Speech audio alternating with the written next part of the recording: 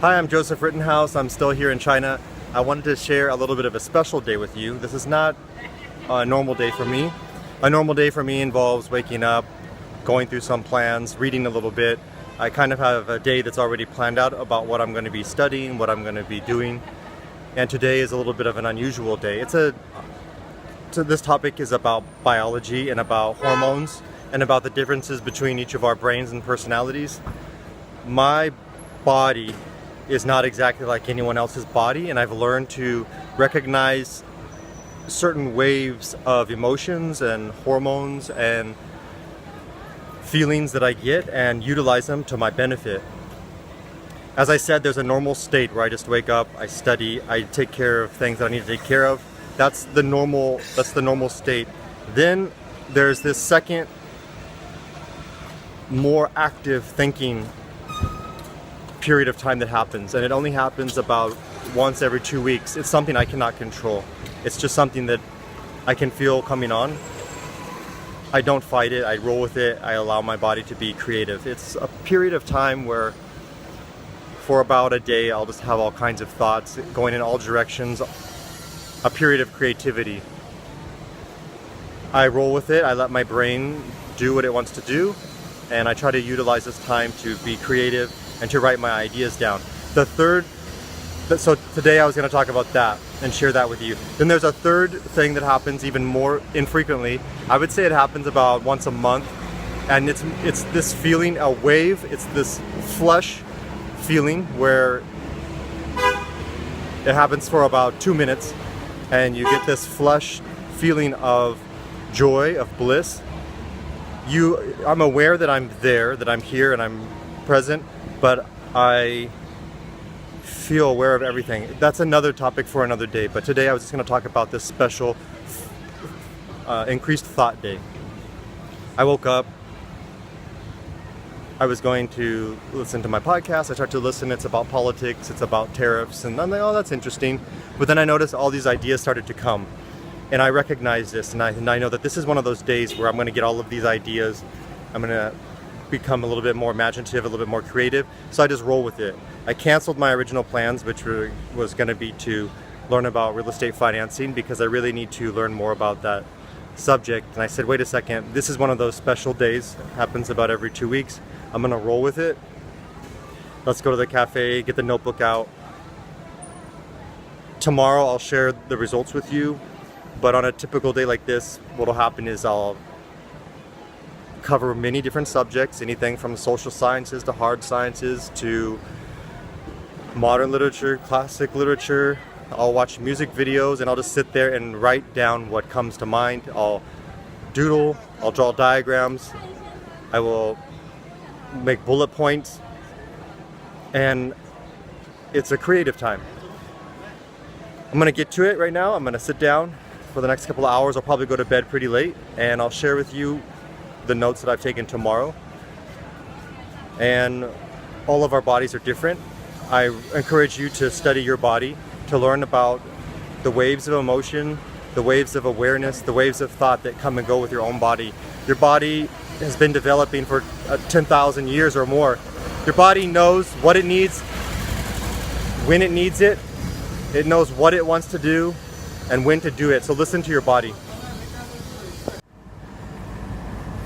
So I was up pretty late yesterday. I didn't go to sleep until about 4 o'clock in the morning. Here's the notes that I came up with after my study session, my brainstorming session.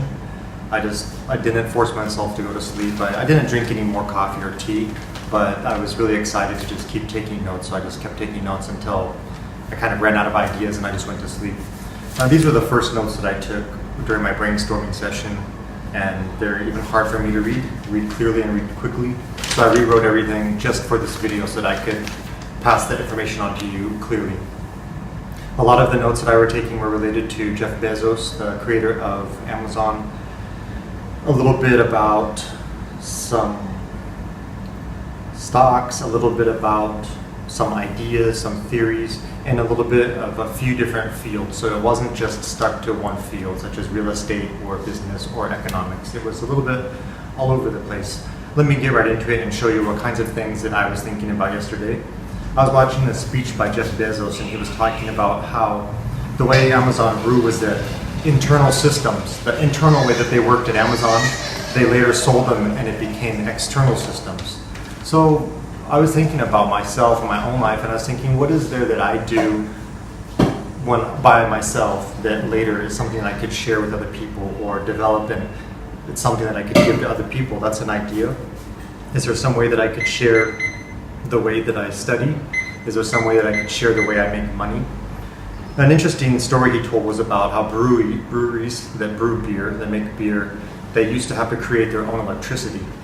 And the point of the story, what he was saying, was that the breweries used to have to make their own electricity, but it didn't make the beer taste better.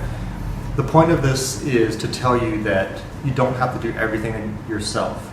That if you can outsource things, if you can ask other people who are better at doing things to do them for you, to help you accomplish your goal, then that's what you should do.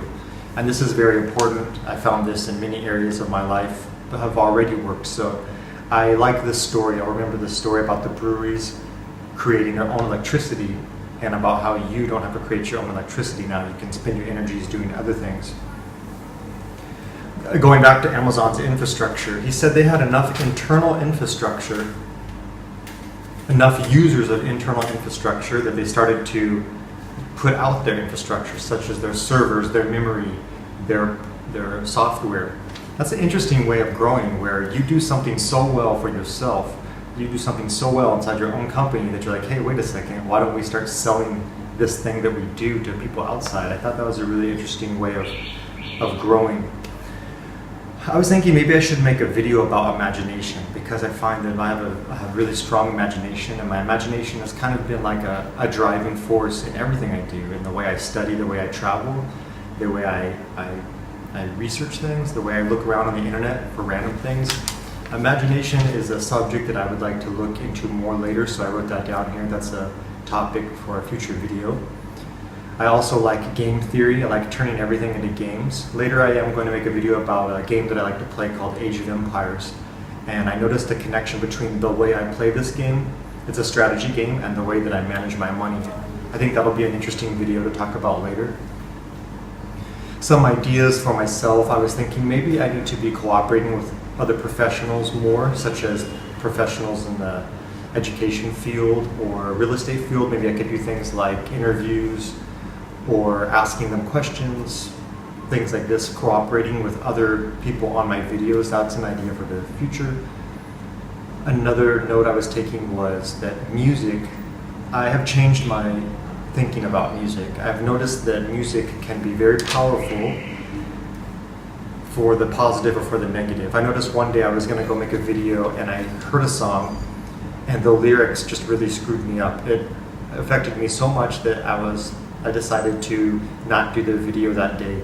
So I'm really changing the way I feel about music, and I think you really need to be careful about the music that you listen to. As much as I love music, still go ahead and listen to music, but be very careful about the lyrics that you're listening to. And sometimes you don't even realize it, but subconsciously you're hearing lyrics that are discouraging you and they're saddening you and they're not good for you to be hearing at that time. So I'm starting to feel that music can be very powerful. Be very careful of it too. I saw a video of someone who was dying of cancer, and it made me feel a little nervous and scared, and then I had to remind myself, hey, we're already all dying. So there was never a time when I was not dying. So just relax, just enjoy life while I'm here, and use the time the best I can and just have fun. So we're all going to die. And don't think of it as, some people have this disease, some people have cancer, some people get into a car accident and die. You're already dying, and you already have a disease. It's called living, and you're already on your way out. So somebody who has late stage cancer might die in 2 weeks. You might die in 2 weeks too. So there's really kind of no difference when you think about it between me and somebody who has a disease, and me and somebody who dies in a car crash tomorrow. I could be dead tomorrow too. So I got a little bit nervous, and I just had to think realistically and remind myself that we're all on our way out of here. We're not going to live here forever. Back to Bezos. He was talking about a demand curve about their computer servers, and he said that the computer servers, people will need a lot of computing power, And as they use more of the computers, the demand curve goes up. As people are using less of the servers, let's say in the middle of the night in America, people are using the servers less, the demand curve goes down. And I was thinking about the relationship between computers and my brain, and I was thinking the brain kind of works the same way. Sometimes you have a demand curve where you want to study a lot, you want to take a lot of notes, and I thought, yeah, it's kind of like me doing this. It's like I have a demand curve with my brain, where sometimes my brain says, hey, I need to sit down, I need to think clearly, I need to take some notes. And there's other times when my brain does not want to think about a lot of things. And I need to understand that the brain kind of works like a computer. Sometimes there's more demand that I need to pay attention to it and think inwardly and feel inwardly. And there's sometimes when you just don't need to put that much energy into your thinking. It's important to learn from all fields. I've noticed that as I've learned psychology, I'm a psychologist, and as I've gotten into real estate, that all of the major fields of study, sociology, political science, biology, they all have concepts that are overlapping. And I'm finding that sometimes I randomly find a theory in another field that applies to me in real estate and making money. And it could be something from mathematics, a way of calculating something, or sometimes I'll hear a story about animals and the way they cooperate with each other, and I'll think, wow, that's just like a human cooperation. And so you can sometimes dig into the biology field, or sometimes dig into the electronics field, or the mathematics field, because a lot of these fields, they overlap and they share important theories and ideas. Bezos said that their product is a variable cost product. So I got a little bit into business here, and I thought, that's interesting. He said pay by drink. He said the way Amazon works with some of their services is it's pay by drink. It's variable cost, which means if you want to use it, you'll pay for it only when you're using it. I'm not a businessman in the traditional sense, but I think ideas like this are important for me to remember later. These kinds of concept of, hey, if I'm selling something, it could be a variable cost product. Jay Bezos said that if we're not leaders in 10 years from now, it's because we executed wrong. Let me introduce you to another thing that I like to do. He's talking about the business of Amazon. If we're not leaders 10 years from now, it's because we executed wrong. What I think of is I take out these words and I replace it with my own life. He said, if we're not leaders, well, I guess I could be a leader in like my life. My family is the business and I'm the CEO, okay. We executed wrong. Well, I'm not really selling them. I'm not really selling books or anything like that, but this could apply to my life too. If I'm not a leader 10 years from now, it's because I executed wrong. You'll notice one thing I do a lot is I'll take business terms and I'll replace it with things in my own life. And I'll say, I mean, my life is pretty much like a business. I'm in charge of money. I'm in charge of providing a service. I'm in charge of providing excellence and good customer service to the people around me, my friends and family. And sometimes if you look at someone who's running a business successfully and change out the terms for terms in your own life, you'll learn some things. He said that about Amazon, frugality and defect reduction. This is another thing. He's talking about making profit for a company, but isn't frugality and defect reduction important for us as well? It's important for me to be frugal, but it's also important for me to not be making defects. But for me, a defect would be like making poor decisions. It's important for me to not be wasting money. It's also important for me to be making good decisions.